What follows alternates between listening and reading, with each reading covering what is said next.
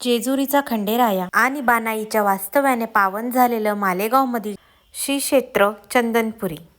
आज मी तुम्हाला संपूर्ण चंदनपुरीची यात्रा दाखवणार आहे। चला तर मग वाट कसली बघताय, चला यात्रेला। इथे बऱ्याच ठिकठिकाणी पार्किंगची व्यवस्था केलेली आहे। त्यानंतर बानाईचे माहेर असलेली चंदनपुरी याची कमान आपल्याला दिसते। थोडं आतमध्ये गेल्यावर आपल्याला गर्दी आणि त्याचबरोबर ठिकठिकाणी आपल्याला शॉप पण दिसते। पूजेचे सामान आपल्याला इथे मिळून जाईल। त्यानंतर इथे प्रसिद्ध असलेली गुळीशेव पण आपल्याला मिळेल। थोडं पुढे आल्यावर खंडोबारायाचं मंदिर आहे। खंडोबारायाचं नामस्मरण करत करत आम्ही रांगेत उभे राहिलो। यात्रा असल्यामुळे भक्तांचा मेळा पण इथे फार जमलेला होता। चंदनपुरी म्हणजे जणू जेजुरीचं प्रतिरूप। मंदिराचे वर्णन सांगणे म्हणजे पूर्ण मंदिर दगडी कोशात बनलेले आणि जीवनोद्धार अहिल्याबाई देवी होळकर यांनी केलेला आहे। मंदिराच्या आतमध्ये पूर्व आणि पश्चिम असे दोन दरवाजे। मंदिराच्या दरवाजाजवळ श्री गणेशाचे दर्शन पण होते। मंदिरामध्ये खंडोबा महाराज, म्हाळसाई आणि बानाई मातेचे दर्शन घेतले। दर्शन झाल्यावर आम्ही देवाची तळी पण भरून घेतली।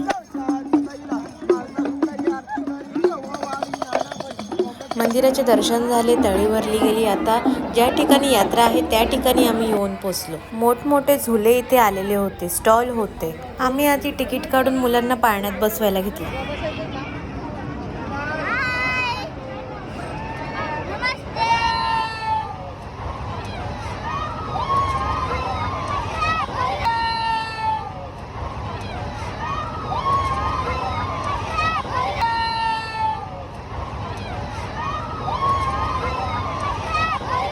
मुलांचा एन्जॉय पाहून आम्ही पण ठरवलं की आम्ही पण मोठ्या झुल्यात बसणार।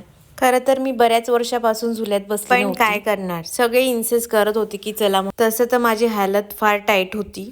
या स्विंग्स मध्ये बसल्यावर कळलं की नाईटचा हा एरिया फार सुंदर दिसत होता। पूर्ण यात्रा या स्विंग मध्ये बसून मला दिसत होती आणि टॉपला आमचा झुला होता।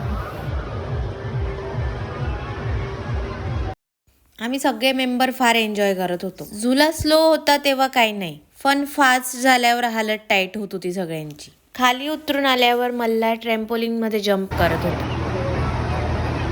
आता बऱ्याच राईड्स झाल्यावर आम्ही तिथे आलेले शॉप्स बघितले। इथे काही शॉप ज्वेलरीचे होते तर काही टॉयजचे होते।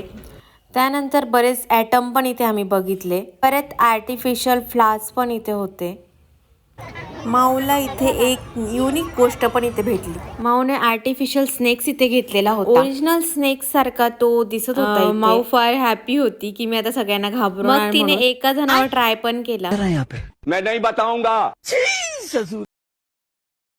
तर मंडळी, तुम्हाला आमची चंदनपुरीची यात्रा कशी वाटली नक्की कमेंट्समध्ये सांगा। आणि हो, व्हिडिओला लाईक करायला, शेअर करायला आणि सबस्क्राईब करायला अजिबात विसरू नका। यात्रा झाल्यावर मग आम्ही बाहेर जेवण केलं आणि घरी परत गेलो। भेटूया नेक्स्ट व्हिडिओमध्ये, तोपर्यंत बाय बाय।